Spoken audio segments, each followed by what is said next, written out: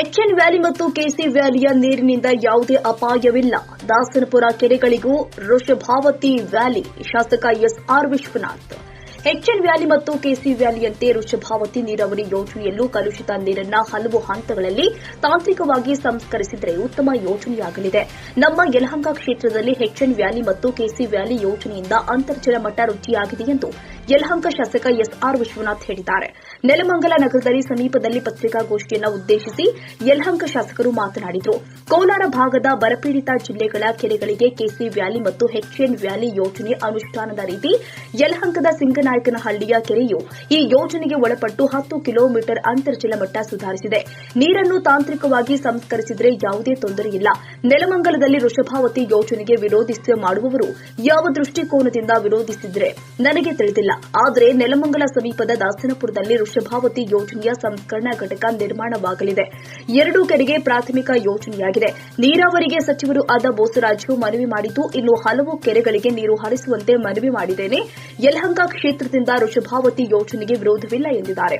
ಇನ್ನು ಕಾರ್ಖಾನೆ ನೀರು ವಿಷಯುಕ್ತ ದೊಡ್ಡಬಳ್ಳಾಪುರ ಮತ್ತು ದಾಬಸ್ಪೇಟೆ ಕೈಗಾರಿಕಾ ಪ್ರದೇಶದಲ್ಲಿ ಹಲವಾರು ಕಾರ್ಖಾನೆಗಳಿಂದ ಕೆರೆಗಳಿಗೆ ವಿಷಯುಕ್ತ ನೀರು ಬಿಡುಗಡೆಯಾಗುತ್ತಿದೆ.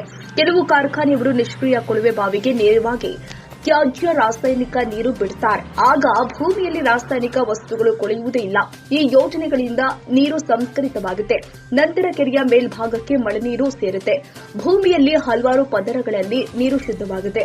ಅಭಿವೃದ್ಧಿ ವಿಚಾರದಲ್ಲಿ ನಾನು ಯಾವುದೇ ರಾಜಕೀಯ ಮಾಡುವುದಿಲ್ಲ. ಸಿಂಗನಾಯಕನಹಳ್ಳಿ ಕೆರೆಯಲ್ಲಿ ಮೀನುಗಳು ಇದೆ, ಹಕ್ಕಿಗಳಿದೆ, ಫಲ ಪುಷ್ಪಗಳಿಗೆ ನಮ್ಮ ಭಾಗದಲ್ಲಿ ಕೆಸಿ ವ್ಯಾಲಿ ಯೋಜನೆಯ ನೀರಿನಿಂದ ಯಾವುದೇ ತೊಂದರೆಯಾಗಿಲ್ಲ ಎಂದು ಸ್ಪಷ್ಟಪಡಿಸಿದ್ದಾರೆ.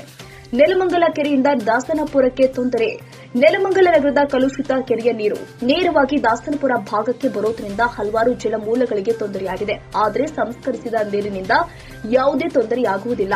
ಸರ್ಕಾರದ ಯೋಜನೆ ಜನಪರವಾಗಿರುತ್ತೆ. ವೃಷಭಾವತಿ ನೀರಾವರಿ ಯೋಜನೆಯ ನೀರು ಉತ್ತಮವಾಗಿ ಸಂಸ್ಕರಣೆಯಾಗದ ಇದ್ದಾಗ ವಿರೋಧ ಮಾಡೋಣ, ನೀರನ್ನ ನಿಲ್ಲಿಸೋಣ. ಪ್ರಾರಂಭದಲ್ಲೇ ಯೋಜನೆಗೆ ಯಾಕೆ ವಿರೋಧ ಮಾಡಬೇಕು? ಸರ್ಕಾರಿಗಳು ಜನತೆಗಾಗಿ ಯೋಜನೆ ರೂಪಿಸಿದಾಗ ಜನರ ಒಳಿತಿಗಾಗಿ ಯೋಜನೆ ರೂಪಿಸುತ್ತೆ ಎಂದಿದ್ದಾರೆ. ಕೃಷಿಗೆ ಯಾವುದೇ ದುಷ್ಪರಿಣಾಮವಿಲ್ಲ. ಕೇಂದ್ರ ಮತ್ತು ರಾಜ್ಯ ಸರ್ಕಾರ ಒಂದು ಹನಿ ನೀರು ಪೋಲಾಗಬಾರದು ಅಂತ ಕ್ರಮ ವಹಿಸ್ತಾ ಇದೆ. ಕೊಳಚೆ ನೀರಿನ ಸಂಸ್ಕರಣೆ ಉತ್ತಮ. ಕೆರೆಗೆ ನೀರು ಹರಿದಾಗ ಅನುಕೂಲವಾಗುತ್ತೆ. ನಮ್ಮ ಭಾಗದಲ್ಲಿ ಕೃಷಿ ಮತ್ತು ಮೀನುಗಾರಿಕೆಗೆ ಈ ಸಂಸ್ಕರಿಸಿದ ನೀರು ಸಹಕಾರಿಯಾಗುತ್ತೆ. ರಾಜಕೀಯವಾಗಿ ಮಾತನಾಡುವುದಿಲ್ಲ. ನಾನು ರಾಜಕೀಯವಾಗಿ ಮಾತನಾಡಲಾರೆ. ಸಂಸ್ಕರಿಸಿದ ನೀರಿಗೆ ನನ್ನ ಕ್ಷೇತ್ರದಿಂದ ಸ್ವಾಗತವಿದೆ. ಒಂದು ಕ್ಷೇತ್ರದ ಶಾಸಕ ನೀರಾವರಿ ಯೋಜನೆ ತಂದ್ರೆ ಸ್ವಾಗತ ಮಾಡೋಣ. ಆ ಯೋಜನೆ ಎಡವಿದ್ರೆ ಮುಂದಿನ ಚುನಾವಣೆಯಲ್ಲಿ ಆತನಿಗೆ ತೊಡಕಾಗುತ್ತೆ. ಕಾದು ನೋಡೋಣ. ಸಾರ್ವಜನಿಕರ ಕೈಯಲ್ಲಿ ನೀರಿನ ಬಳಕೆ ಮತ್ತು ತ್ಯಜಿಸುವ ಪ್ರಕ್ರಿಯೆ ಅವರಲ್ಲೇ ಇರುತ್ತೆ ಎಂದಿದ್ದಾರೆ. ಭವಿಷ್ಯದಲ್ಲಿ ನೀರಿಗೆ ಹಾಹಾಕಾರ.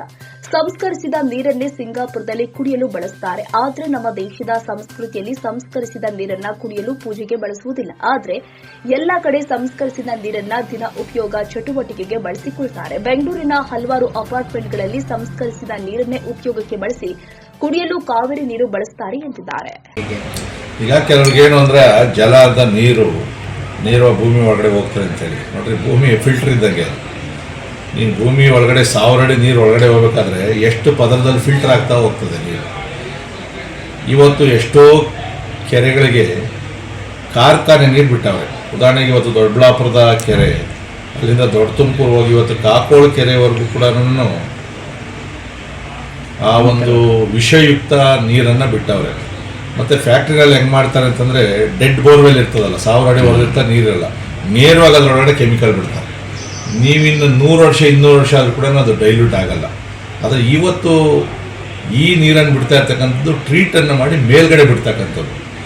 ಮತ್ತು ಆ ನೀರಿಗೆ ಮಳೆ ನೀರು ಮಿಕ್ಸ್ ಆಗ್ತದೆ.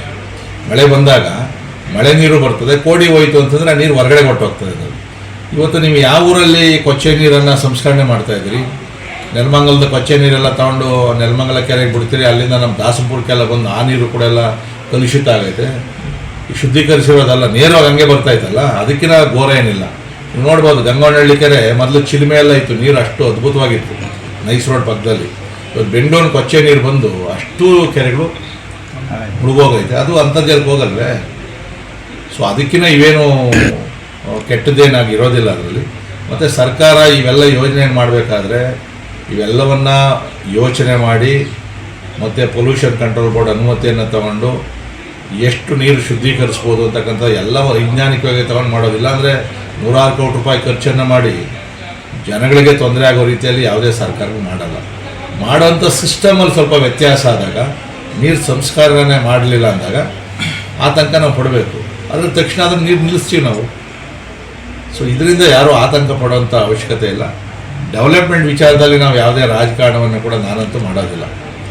ನಾನು ಪಕ್ಷಾತೀತವಾಗಿ ಕೆಲಸ ಮಾಡ್ತಕ್ಕಂಥದ್ದು. ಯಾರಾದರೂ ಒಬ್ರು ಒಳ್ಳೆ ಕೆಲಸ ಮಾಡ್ತಂದರೆ ಬೇಷ್ ಅಂತೀವಿ.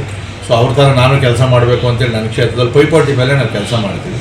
ಸೊ ನನ್ನ ಕ್ಷೇತ್ರದಲ್ಲಿ ಈಗಾಗಲೇ HN ವ್ಯಾಲಿ ನೀರು ಬಂದಿದೆ, ಏನು ಸಮಸ್ಯೆ ಎಲ್ಲ. ಬೇಕಾದ್ರೆ ತಾವು ಸಿಂಗನಾಯಕನಹಳ್ಳಿ ಕೆರೆ ಹೋಗಿ ನೋಡ್ಕೊಂಡ್ಬರ್ಬೋದು. ಅಲ್ಲಿ ಮೀನುಗಳವೆ, ಪಕ್ಷಿಗಳು ಸ್ವಚ್ಛವಂತಾಗಿದೆ, ಕೆರೆ ತುಂಬಿದೆ, ಬಾವಿಗಳಲ್ಲಿ ಕೂಡ ನೀರು ಬಂದಿರತಕ್ಕಂಥದ್ದು ಆಗಿದೆ. ಅದು ಒಂದು ಸರಿ ಬರೋವರೆಗೂ ಒಂದು ಸ್ವಲ್ಪ ಅನುಮಾನಗಳಿರ್ತದೆ. ಒಂದು ಸರಿ ಬಂದಾದಮೇಲೆ ಜನಗಳ ಮನಸ್ಸಲ್ಲಿರ್ತಕ್ಕಂಥದ್ದು ಅನುಮಾನಗಳು ದೂರ ಆದಮೇಲೆ ಬಹುಶಃ ಜನ ಒಪ್ಕೊತಾರೆ. ಕೇಂದ್ರ ಸರ್ಕಾರ ನಮ್ಮಲ್ಲಿ ಆ ಥರದ್ದು ಯಾವುದೂ ಇಲ್ಲ. ಇವರೇ ಮೀನು ದಿನವಾಗಿ ಮೀನು ತಿಂತಾವ್ರೆ, ಅಲ್ಲೆಲ್ಲ ತಗೊಂಬಂದು. ನೀವು ಹೇಳ್ದಂಗೆ ಕೊಳಚೆ ನೀರು, ಕೊಚ್ಚೆ ನೀರು ಇದ್ದಾಗ ಅದು ದುಷ್ಪರಿಣಾಮ ಬೀಳ್ತದೆ. ಬಟ್ ನೀರನ್ನು ಸಂಸ್ಕರಣೆ ಮಾಡಿ ಇಲ್ಲೇನಾಗಿದೆ, ಕೆರೆಯಿಂದ ಕೆರೆಗೆ ಬಿಡ್ತಾರೆ. ಒಂದು ಕೆರೆಗೆ ಹೋದ್ರೆ ನಮ್ಮ ಚೈನ್ ಲಿಂಕ್ ಕೆರೆಗಳು, ಈ ಕೆರೆಯಿಂದ ಈ ಕೆರೆಗೆ ಕೂಡ ಕಾಲುವೆಯಲ್ಲೇ ಹರ್ಕೊಂಡು ಹೋಗ್ತದೆ. ಎಲ್ಲ ಪೈಪ್ಲೈನಲ್ಲೇ ಬಿಡಲ್ಲ. ಒಂದು ಕೆರೆಗೆ ಹೋದ್ಮೇಲೆ 10 ಕೆರೆಗೆ ಹಂಗೆ ಹರ್ಕೊಂಡು ಹೋಗ್ತದೆ. ಅವು ಕೆರೆಯಿಂದ ಕೆರೆಗೆ ನೀರು ಹೋದಾಗ ಅಲ್ಲಲ್ಲಿ ಫಿಲ್ಟ್ರ್ ಹಾಕ್ಕೊಂಡೇ ಹೋಗ್ತದೆ. ಅದು ನೀರು ಫಿಲ್ಟ್ರ್ ಹಾಕ್ಕೊಂಡು ಹೋಗ್ತದೆ. ಮತ್ತು ಮಳೆಗಾಲದಲ್ಲಿ ಬರುವಂಥ ಮಳೆ ನೀರು ಮಿಕ್ಸ್ ಆಗ್ತದಲ್ಲ, ಇನ್ನೂ ಸ್ವಲ್ಪ ಶುದ್ಧೀಕರಿಸ್ತದೆ. ಅಕಸ್ಮಾತ್ ನೀರು ಕೆಟ್ಟಿದ್ರೆ ಆ ನೀರು ಆಚೆಗೆ ಹೋಗ್ತದೆ, ಮಳೆ ನೀರು ನಿಂತ್ಕೊತದೆ.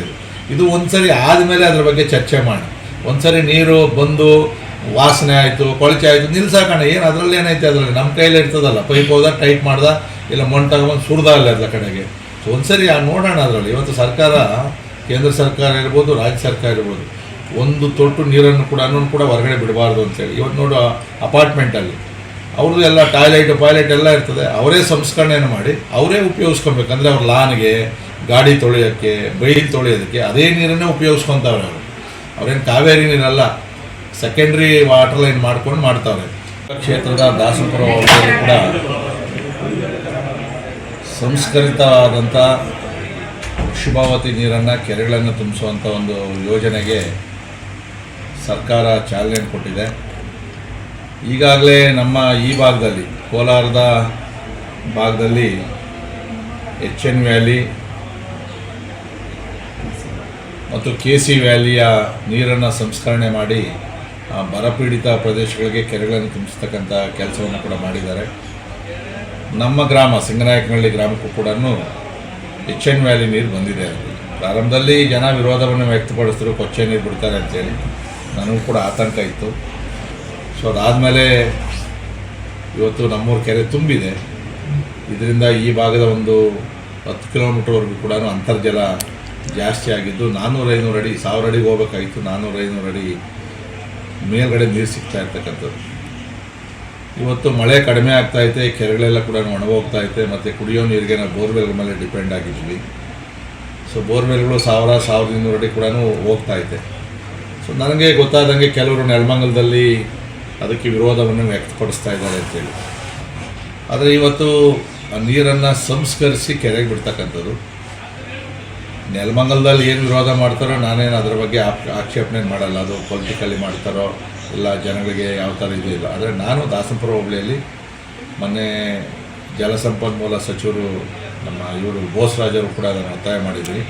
ಕೇವಲ ನೀವು 2-3 ಕೆರೆ ಕೊಡ್ತೀನಿ ಅಂತ ಹೇಳಿದರೆ ನನಗೆ ಇನ್ನೂ ಹೆಚ್ಚಿನ ಕೆರೆಗಳಿಗೆ ನೀರು ತುಂಬಿಸೋವಂಥ ಕೆಲಸವನ್ನು ಮಾಡಬೇಕು ಅಂತೇಳಿ. ಯಾಕಂದರೆ ಇವತ್ತು ನಮ್ಮಲ್ಲೇ ಟ್ರೀಟ್ಮೆಂಟ್ ಪ್ಲ್ಯಾಂಟು ಅದು ಆಗ್ತಾ ಇರ್ತಕ್ಕಂಥದ್ದು, ಕಾಚೋಳ್ಳಿ ಹತ್ರ ಆಗ್ತಾಯಿದೆ ಅದು. ಸೊ ಅಲ್ಲಿನ ಅಧಿಕಾರಿಗಳ ಜೊತೆಯಲ್ಲೂ ಕೂಡ ನಾನು ಚರ್ಚೆಯನ್ನು ಮಾಡಿದೆ. ಇವಾಗ ಸ್ವಲ್ಪ ಅತ್ಯಾಧುನಿಕವಾದಂಥ ಯಂತ್ರಗಳ ಮುಖಾಂತರ ನೀರನ್ನು ಟ್ರೀಟ್ ಮಾಡ್ತಾರೆ. ಆದರೆ ನೇರವಾಗಿ ನಾವು ಋಷಭಾವತಿಯನ್ನು ನೋಡಿದ್ರೆ ಹತ್ರನೂ ಹೋಗೋಕ್ಕಾಗೋದಿಲ್ಲ, ಸಹಜವಾಗಿ ಆತಂಕ ಶುರುವಾಗ್ತದೆ. ಆದರೆ ನೀರನ್ನು ಶುದ್ಧೀಕರಿಸಿ ಸೆಕೆಂಡ್ರಿ ಟ್ರೀಟ್ಮೆಂಟನ್ನು ಮಾಡಿ ಅದನ್ನು ಪೈಪ್ ಮುಖಾಂತರ ಕೆರೆಗಳಿಗೆ ಗಳಿಸ್ತಕ್ಕಂಥ ಯೋಜನೆ, ಅದನ್ನು ನಾನು ಸ್ವಾಗತವನ್ನು ಮಾಡ್ತಾಯಿದ್ದೀನಿ ನನ್ನ ಕ್ಷೇತ್ರಕ್ಕೆ. ಒಂದು ವೇಳೆ ಅದು ಟ್ರೀಟ್ಮೆಂಟ್ ಸರಿಯಾಗಿ ಆಗಲಿಲ್ಲ ಅಂತಂದರೆ ನಮ್ಗೆ ಹೋರಾಟ ಮಾಡೋದಕ್ಕಿದೆ. ಮತ್ತು ನೀರನ್ನು ತಕ್ಷಣ ನಾವು ನಿಲ್ಲಿಸ್ಬೋದು. ಯಾಕಂದರೆ ಒಂದು ಸರಿ ನಮ್ಮಲ್ಲಿ ಕೂಡ HN ವ್ಯಾಲಿಯಲ್ಲಿ ಟ್ರೀಟ್ಮೆಂಟ್ ವಾಟರ್ ಪ್ಲ್ಯಾಂಟ್ಗಳು ಕೆಟ್ಟೋಗಿ ಒಂದು ಸರಿ ನೀರು ಸ್ವಲ್ಪ ಕೆಟ್ಟದಾಗೆ ಬಂದಿತ್ತು. ಅದನ್ನು ತಕ್ಷಣ ಸರಿ ಮಾಡೋಂಥ ಕೆಲಸ ಮಾಡಿದ್ದಾರೆ. ಸೊ ಯಾರೂ ಆತಂಕ ಪಡೋವಂಥ ಅವಶ್ಯಕತೆ ಇಲ್ಲ ನನಗೆ ಗೊತ್ತಿರೋ ಪ್ರಕಾರ. ಬಟ್ ನನ್ನ ಕ್ಷೇತ್ರದಲ್ಲಿ ಈಗಾಗಲೇ ನಾವು ಗೋಪಾಲ್ಪುರ, ಉಸ್ಕೂರು ಈ ಕೆರೆಗಳಿಗೆ ಸಂಪರ್ಕವನ್ನು ಈಗಾಗಲೇ ನಮ್ಮ ಕ್ಷೇತ್ರದಲ್ಲಿ ಪ್ರಾರಂಭ ಮಾಡಿದ್ದೀವಿ. ಇನ್ನೂ ಒಂದಷ್ಟು ಕೆರೆಗಳಿಗೆ ನೀರನ್ನು ಕೊಡಬೇಕು ಅಂತಕ್ಕಂಥ ಕೂಡ ಒತ್ತಾಯವನ್ನು ಕೂಡ ನಾವು ಮಾಡ್ತಾಯಿದ್ದೀವಿ. ನಾನು ಕಂಡಾಗೆ ನನ್ನ ಕ್ಷೇತ್ರದಲ್ಲಿ ಈಗಾಗಲೇ ಸಂಸ್ಕರಿತ ನೀರುಗಳು ಬರ್ತಾ ಇದೆ. ಮತ್ತು ಇವತ್ತು ಯಲಹಂಕದ ಟ್ರೀಟ್ಮೆಂಟ್ ಪ್ಲ್ಯಾಂಟ್ ಏನಿದೆ ಅಲ್ಲೂ ಕೂಡ ಸಂಸ್ಕರಣೆ ಮಾಡಿ ಏರ್ಪೋರ್ಟಿಗೆ ನೀರು ಕೊಡ್ತಾ ಇದ್ದೀವಿ. ಟ್ರೀಟ್ ಮಾಡಿ ನಮ್ಮ BWSSBನೇ ಕೊಡ್ತಾ ಇರ್ತಕ್ಕಂಥದ್ದು. ಯಶಸ್ಸು ವಿದ್ಯಾಕೇಂದ್ರ ಮತ್ತು ಯಶಸ್ಸು PU ಕಾಲೇಜು 2025-26ನೇ ಸಾಲಿನ ಪ್ರವೇಶಾತಿ ಪ್ರಾರಂಭವಾಗಿದ್ದು, ಮಾಂಟೆಸರಿಯಿಂದ 10ನೇ ತರಗತಿವರೆಗೂ ಹಾಗೂ PU ಕಾಲೇಜು ಪ್ರವೇಶಾತಿ ಪ್ರಾರಂಭವಾಗಿದೆ. SSLC ಹಾಗೂ PUC ಫಲಿತಾಂಶದಲ್ಲಿ ಉತ್ತಮ ಅಂಕ ಪಡೆದಿದ್ದು, ನಮ್ಮಲ್ಲಿ ಸೈನ್ಸ್, ಕಾಮರ್ಸ್ ಕೋರ್ಸ್ಗಳು ಲಭ್ಯವಿದೆ. ಸೈನ್ಸ್ನಲ್ಲಿ PCMB ಹಾಗೂ PCMC ಕೋರ್ಸ್ಗಳಿದ್ದು, ಕಾಮರ್ಸ್ನಲ್ಲಿ CEBA ಹಾಗೂ SCBA ಕೋರ್ಸ್ಗಳಿವೆ.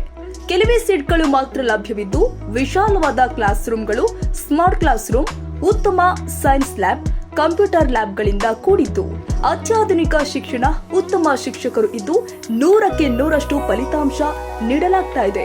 ನಮ್ಮಲ್ಲಿ ಮಕ್ಕಳಿಗೆ ಧೈರ್ಯ ತುಂಬಲು ಕರಾಟೆ, ಜ್ಞಾನಶಕ್ತಿ ಹೆಚ್ಚಿಸಲು ಅಬಾಕಸ್, ಡ್ಯಾನ್ಸ್, ಯೋಗ ಹೀಗೆ ಇನ್ನು ಮುಂತಾದ ಚಟುವಟಿಕೆಗಳನ್ನ ಕಲಿಸಿಕೊಡಲಾಗುತ್ತೆ.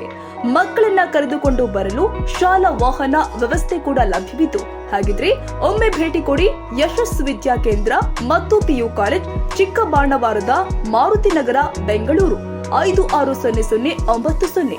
ಹೆಚ್ಚಿನ ಮಾಹಿತಿಗಾಗಿ ಸಂಪರ್ಕಿಸಿ 9743176617 ಹಾಗೂ 7829814447.